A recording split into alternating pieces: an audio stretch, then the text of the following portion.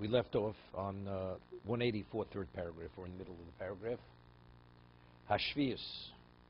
Simen ha-chochma nira b'kviyas ha-Torah v'chukim lavod b'hem abor yisalei.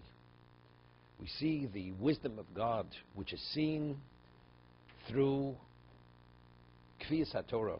He says the prescription of Torah and its statutes to serve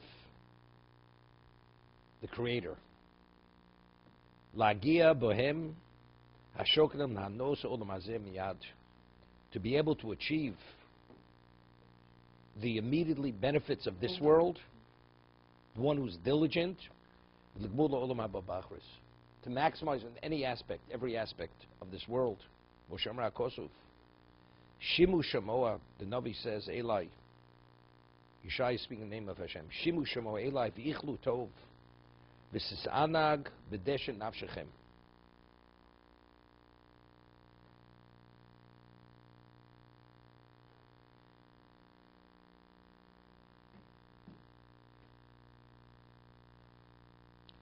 You will delight yourselves on the fat. Deshen nafshechem. V'omar hatu oznechem l'chu Eli shimu schi nafshechem. Be attentive and come to me. Listen, and your souls will be enlivened.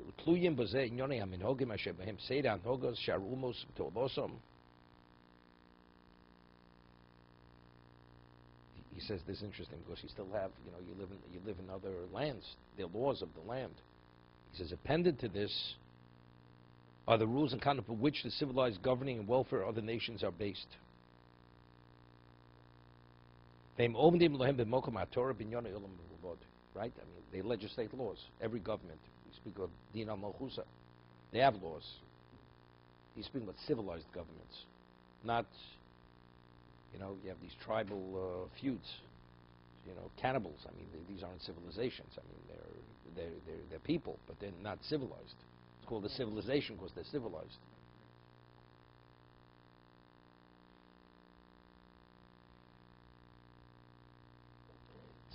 It's interesting.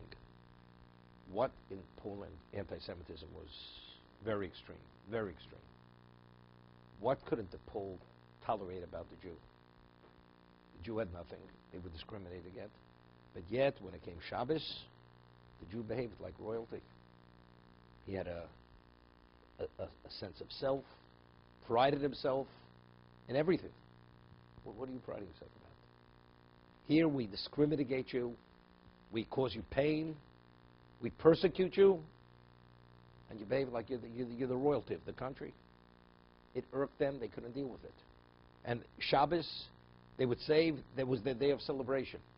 And they celebrated in a refined manner, not like they went and got themselves drunk on Sundays, the way the Poles did, after they came out of whatever they came out of. They couldn't deal with it. But how? Because again, if a person understands his value and what he's doing, despite everything, you're able to extract even from misery, some degree of what? Of purpose. And if you have a sense of purpose, regardless of the pain, you have a degree of accomplishment. You have contentment, you're satisfied, whatever it may be. I once asked the person, what brings happiness? Once asked the person this question. If you have everything, is that happiness? People have everything, they have nothing. People have very little and they have everything. What determines happiness? David, this is prescription happiness. This is something you have to speak about in certain communities. Content. If you're content, you're happy. You're not content, you could have everything. You're not happy. Now, what causes a Jew to be content? To be who you're supposed to be.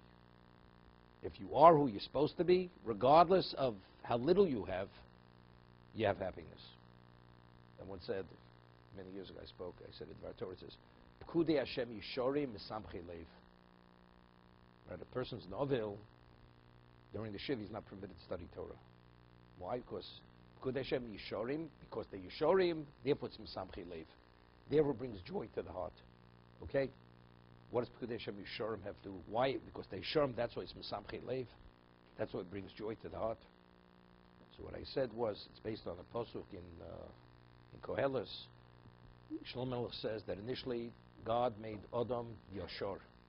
Man was made Yashar, straight. Bikshu Chishbonos Rabos. They came up with all kinds of computations, and they corrupted everything. That's Adam Rishon.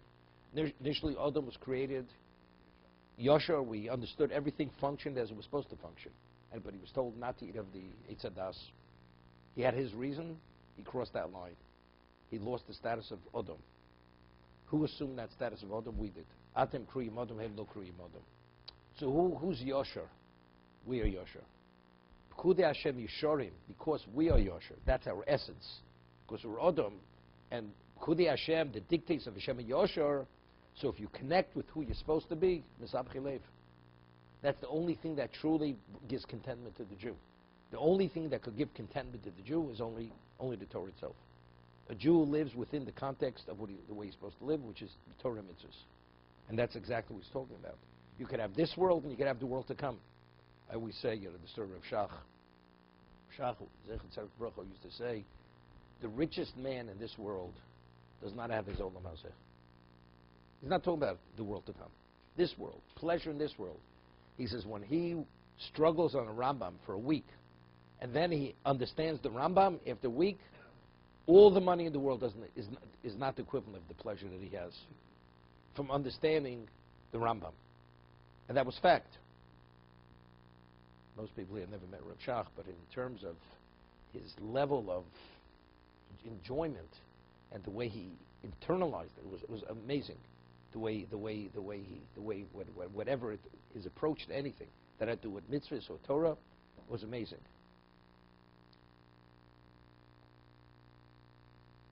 I was reading something. There was a person. He was a student of his many years ago, maybe in the 40s. Passed away already. His name was Schulzinger. His father was a Rav in Haifa, and there were a few brothers. Everyone was a genius photographic memory. And he said a hesped on Rav Shach. I heard the tape. It was about a 2-hour eulogy on Rav Shach. And you could hear from him, though he was a genius, the way he was saying it over, that he says it was exactly 11:38 and 15 seconds in the morning when this happened. I mean, that was his level of recall. And he told over stories. So over there, he speaks over there and said there's a book they published. It's called Penine Avi Ezri. The gems relating to Rav Shach was his work that he had written on the Rambam. It's called Avi Ezri. And he writes over there that Rav Shach would come to Beis Medrash. He was a little man. And he would take a Gemara and he'd sit down and he'd start studying. And he speaks about Zvochim. And he would sit down, and he said he would like to sit down and be so immersed, nothing existed. And he said a drunk to wine was less than the way he applied himself to Torah. He would just devour one blot after. He could study 20, 30, 40 blot in like 2 hours. And he'd finish Zvochim, start over again.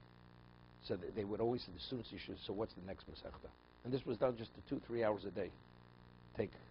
Start above a Basra. Again, one after another, this is the way. His level of enjoyment, of attachment, was not to be believed. The way he soared whenever he was involved. It's a whole different understanding.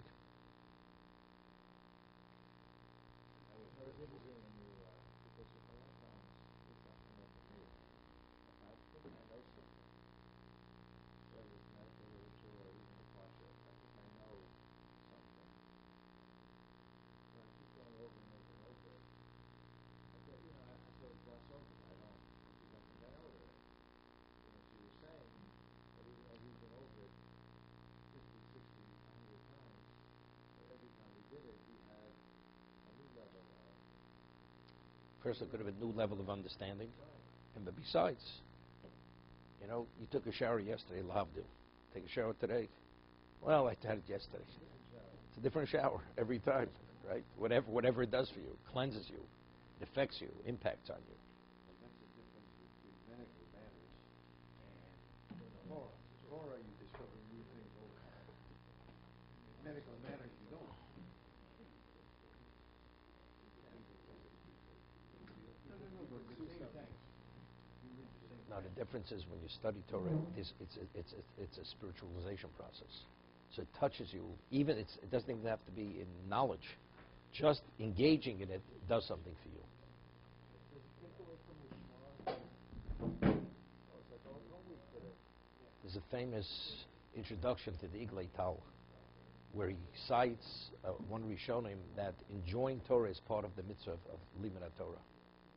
That's part of the mitzvah. I once went to Rebbe Yoshev. David once had the chus to be with Rebbe Yoshev a number of times. So I asked Rebbe Yoshev, a certain person, he was a teenager. He had no interest in learning. So I asked him, how do I interest this person in learning? So he says, the problems are either with the Rebbe or with the Chavrusa. Why? He says, if a person takes sugar and puts it on his tongue, he tastes sweetness.